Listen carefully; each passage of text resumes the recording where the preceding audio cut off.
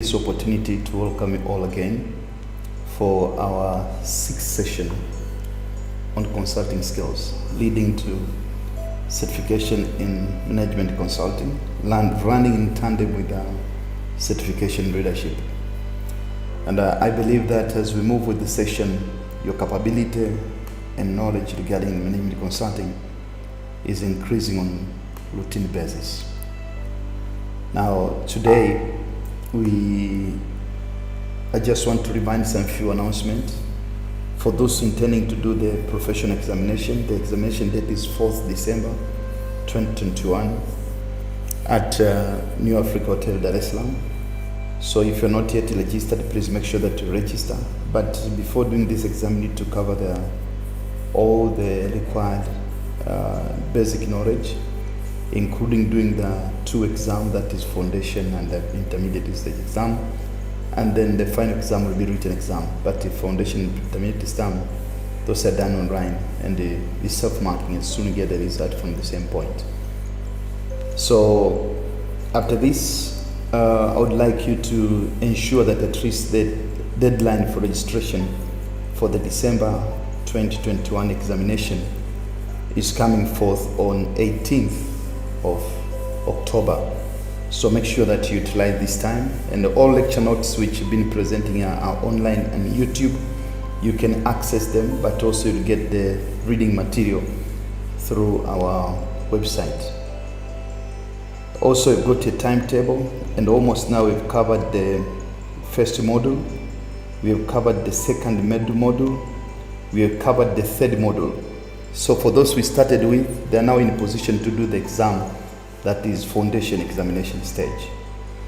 We are on module 5. We'll go back to module 4 later, consulting process.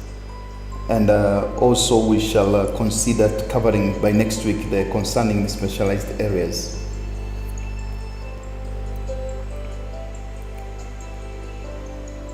Now, to start with tonight, we are talking about some issues related to consulting skills. And the first question is, what are the consulting skills? That is, we say that that is contracting, as you intend to contract, because one of the things which most of contractors make mistake is having no defined contract. Most of things are done on, we call it gentleman basis. Why? That is, people are ready to pay. People will just engage you without even having any formal contract. The danger is when things change, you have nowhere to go to. So it's very important to have a very clear and articulated contract. And another thing is, many times as you deliver your work, your mind and the client's mind sometimes might be far apart. And though having the contract which is clear, it is very imperative to avoid unnecessary legal ransom and the problems. One of the key skills in consultancy advisory is putting forward a preliminary proposal on how a project is approached, what step and step will be involved, and how long it will take. And it is said that success is a journey and not a destination. So it's consulting, particularly contracting steps. The assignment, whether it involves reducing costs, increasing sales, helping to improve productivity or efficiency, to design management program, will be complex in that one has to understand the organizational context of the problem. Therefore, in early stages, one has to concentrate heavily on the gathering information. The client will, however, want as soon as possible a proposal on how you intend to tackle the assignment. So don't be rushed. Make sure that you sit down and agree to yourself whether that's what the most you can do for that to work. The client will want the proposal as soon as possible, and when things are not going the way you expected, they'll always blame you, and they have not much to say. The client will, however, want as soon as possible the proposal. It is not always easy to be precise at this stage, since nobody knows all the people will be involved in the extent of the problem and the so-called opportunities.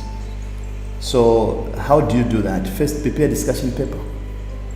There is a temptation to write a contract proposal before you have sufficient data, which may be seen as take it or leave it proposition.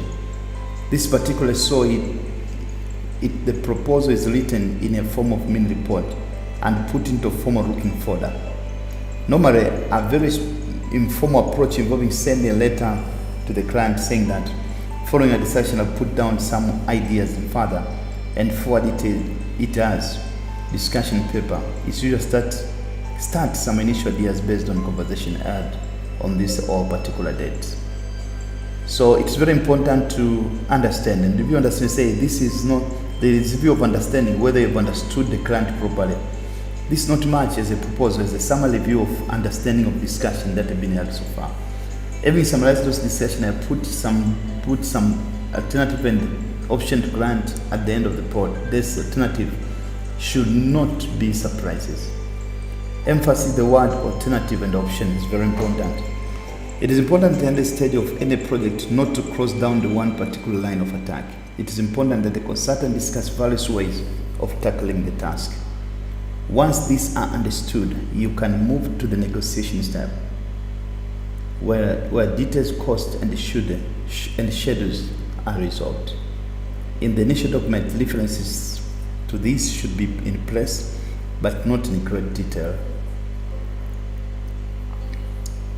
So there's some checklist in the consulting contracting for a consulting work, divided into what, how, and who.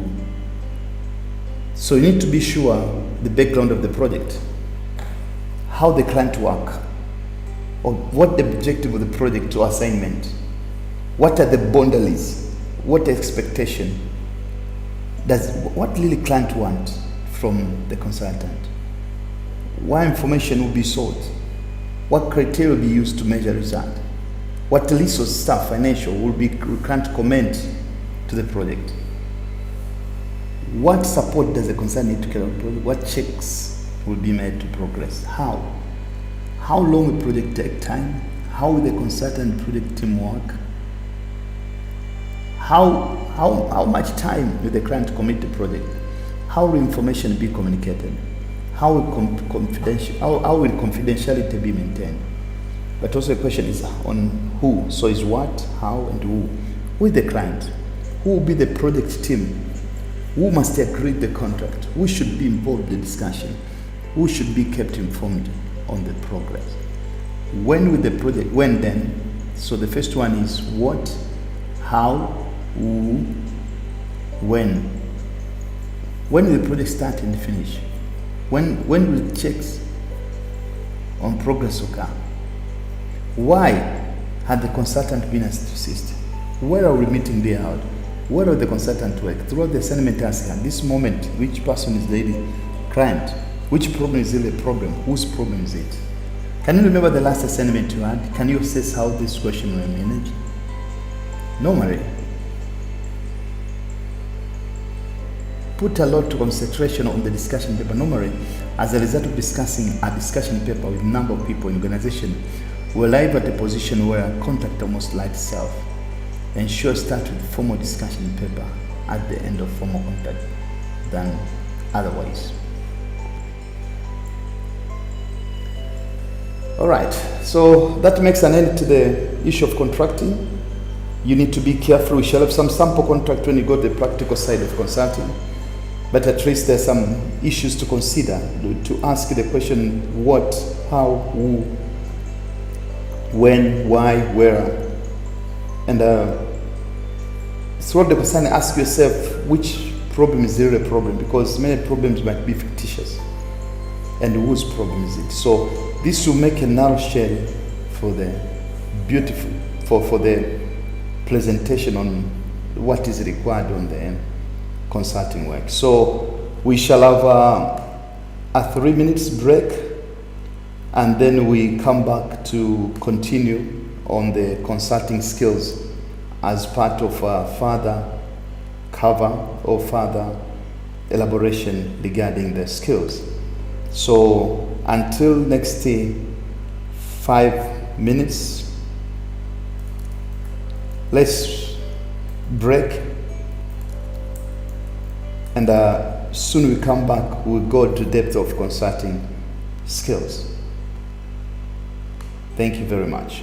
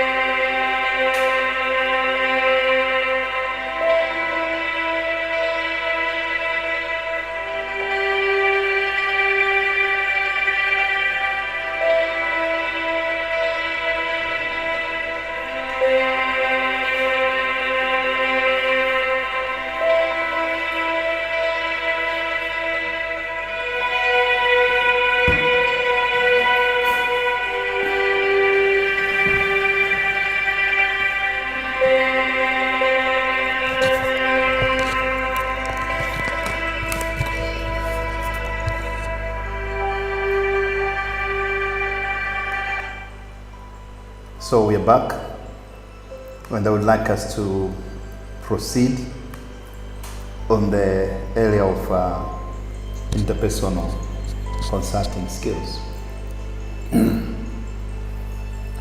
As you're aware, consulting is the exchange of words, and therefore requires considerable skills in managing conversation. Typically, it's about conversation. And when you talk about interpersonal skills, it's critical. There is no skill which is bigger to a consultant, not only consultant, but any human being, than the interpersonal skills. These are very critical skills, and in this we learn a lot of other basic skills as part of our understanding of the consulting assignment. The question is, it's about relationship. And so, what kind of interpersonal skills would you expect from a consultant? You need to be wise to have conversation control, because the issue is not about talking, it's about when do you speak, when don't you speak, when do you tell something, when you don't tell something. It's not manipulating other people. Conversation, the only way to understand what you say and how you say it is seek influence from others through your own example. It is likely that if other people see you behaving in reasonable fashion, exercising control over what you say, they will respond in a positive way. People will be looking on your behavior, especially when you meet a person the first time. I always, when I started training, for example, I must grab a class on first 5 seconds, 5 minutes. Rather than that, people will go off. So interpersonal skills is not a guarantee, but often in a problem-solving situation, people respond well if they feel you are acting in an understanding manner.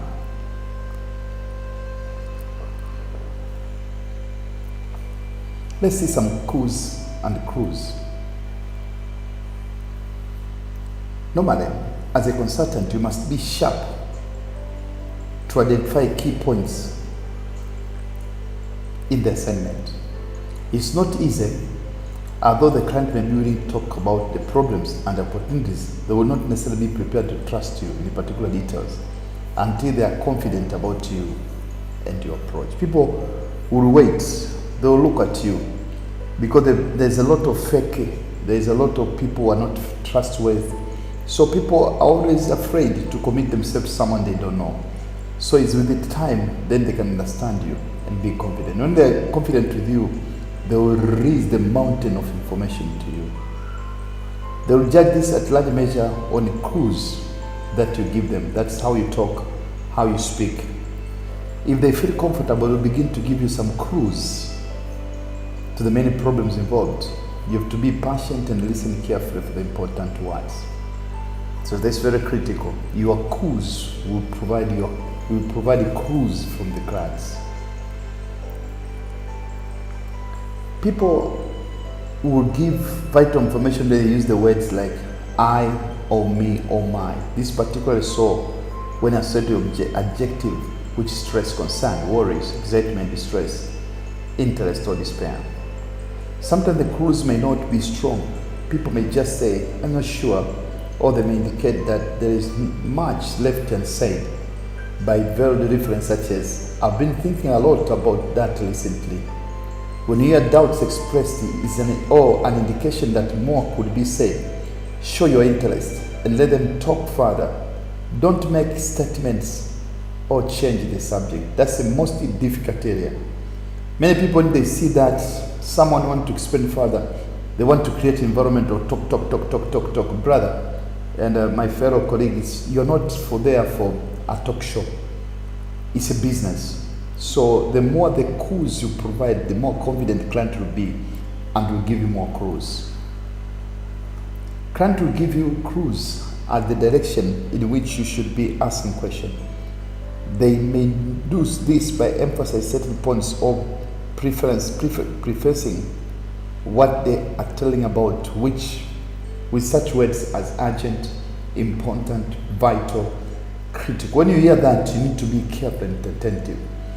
There's a more obvious clues, and it's more difficult to pick up the word that you don't have such strong connotation.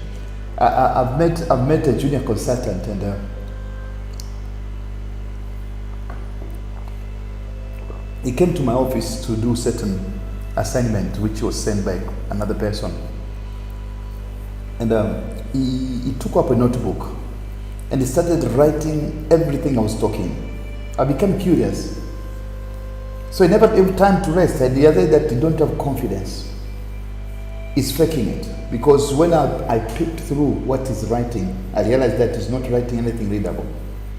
So avoid that. Listen carefully. It's better to trust your memory and then document further later. Let's see this case study. You meet a client who say, I'm surprised how often advisors miss the clues given to them. This may be in many cases because a mass of information is provided